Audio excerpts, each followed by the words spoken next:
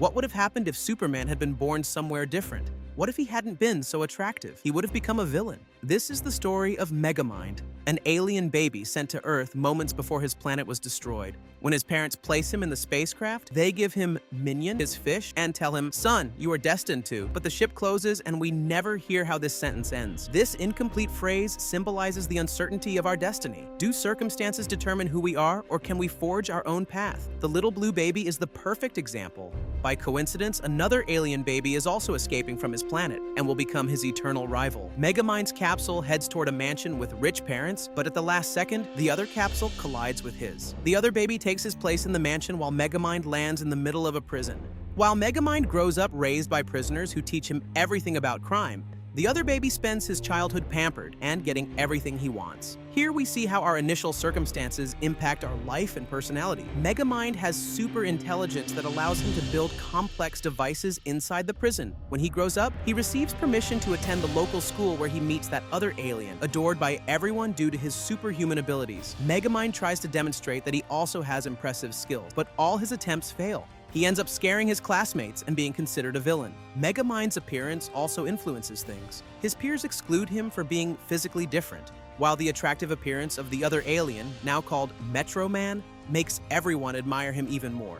After being punished numerous times, Megamind gives up trying to be accepted and assumes his role as a villain. And if they had given him the role of villain, he would be the best of them all. The aliens become rivals and spend their entire lives fighting. Neither chose where they were raised, one in a wealthy family and the other among criminals. Neither chose their physical appearance. One looks like a handsome, strong man, while the other clearly looks like an alien. All of this pushes them down different paths, leaving them little choice. Megamind, despite his great intelligence, becomes a villain due to his upbringing in prison and how others perceive him. The lack of acceptance pushes him toward an identity that, although he initially tries to avoid, he ends up embracing. When Megamind becomes an adult, they place him in a special cell. The prison warden constantly visits him to make sure he doesn't escape.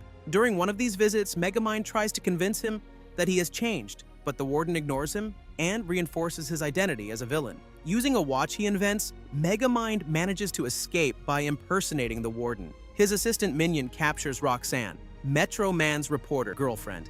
Megamind tries to scare her, but since she has been captured many times before, Roxanne remains completely calm. Megamind executes his plan using Roxanne as bait. Metro Man comes to the rescue but falls into a trap in a fake observatory. Surprisingly, Metro Man begins to weaken due to copper.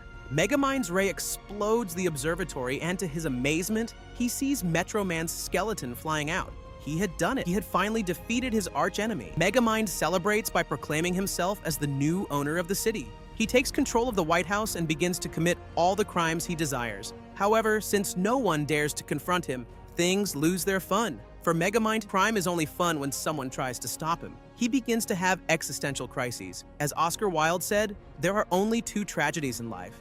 One is not getting what one wants, and the other is getting it. Getting everything you desire isn't as exciting as the challenge and overcoming obstacles. One day, Megamind visits Metro Man's museum and apologizes to his statue. He says he always wanted to eliminate him, but never thought he could actually do it. As he leaves, Roxanne appears. To avoid her seeing him in pajamas, Megamind uses his watch to transform into Bernard, a museum worker. Roxanne consoles Bernard by telling him that heroes are created due to circumstances and that good will always rise against evil.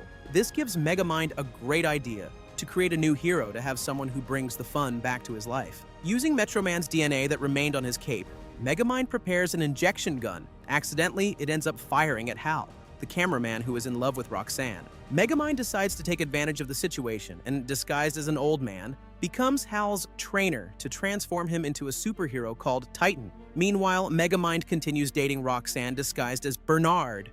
These dates become increasingly frequent, and Megamind begins to change because of her. For the first time in his life, he experiences love and affection from someone. Although he's in disguise, Roxanne and he have a genuine connection.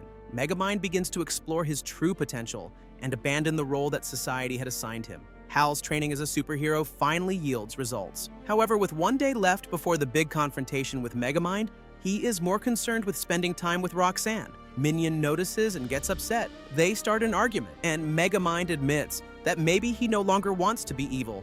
The villain never gets the girl, he says, considering giving up being evil. Meanwhile, Roxanne discovers clues about Titan. Hal appears dressed as a hero and throws her into the air just to save her, but she gets angry at this action. When Hal reveals his true identity hoping for romance, Roxanne rejects him. That night, Roxanne and Bernard spend a pleasant evening together. When they are about to kiss, she accidentally turns off the watch, revealing Megamind's true identity. Outraged, Roxanne rejects him without giving him a chance to explain. Depressed, Megamind prepares for his confrontation with Titan, but he never shows up. When he goes to his apartment, he discovers that Hal is playing video games surrounded by stolen money. Hal explains that he only accepted being a hero to impress Roxanne, but since she rejected him, he suggests that they both join forces to conquer the world. This revelation shows that having powers doesn't automatically make you a hero. Noble motivations and intentions are needed. Megamind, psychologically defeated, reveals his entire plan to Hal, who furiously attacks him. Instead of taking him to prison as a hero would, Hal tries to kill him, showing his truly evil nature. Desperate, Megamind escapes and seeks help from Roxanne. Together, they go to Metro Man's lair where, surprisingly, they find him alive. Metro Man confesses that he faked his death because he was tired of being a hero and wanted freedom. Just as Megamind was trapped in his villain role, Metro Man also felt trapped as a hero. Megamind tries to convince him to help them defeat Titan, but Metro Man refuses, suggesting that perhaps it's time for Megamind to discover his true calling. However, Megamind, unsure of his potential for good, decides to turn himself in to the authorities. While in prison, Megamind receives a call. Titan has kidnapped Roxanne as bait. Without hesitation, Megamind escapes and rushes to the rescue. In the city center, Titan has Roxanne tied to the top of a skyscraper. The city that Megamind once dreamed of dominating is now about to be destroyed by someone truly evil. Megamind appears, making a spectacular entrance. The citizens, accustomed to seeing him as the villain, now watch him in confusion. As the battle continues, Megamind manages to create a distraction and sneaks away to rescue Roxanne. Titan notices the rescue and flies toward them, furious. Just as he's about to reach them, Metro Man appears. Titan, frightened by Metro Man's power, flees the scene. But he realizes it's actually Megamind in disguise. Titan returns and the battle intensifies. In the midst of the chaos, Roxanne remembers the weapon that can take away Titan's powers. The disintegrator is in the invisible car, she shouts to Megamind.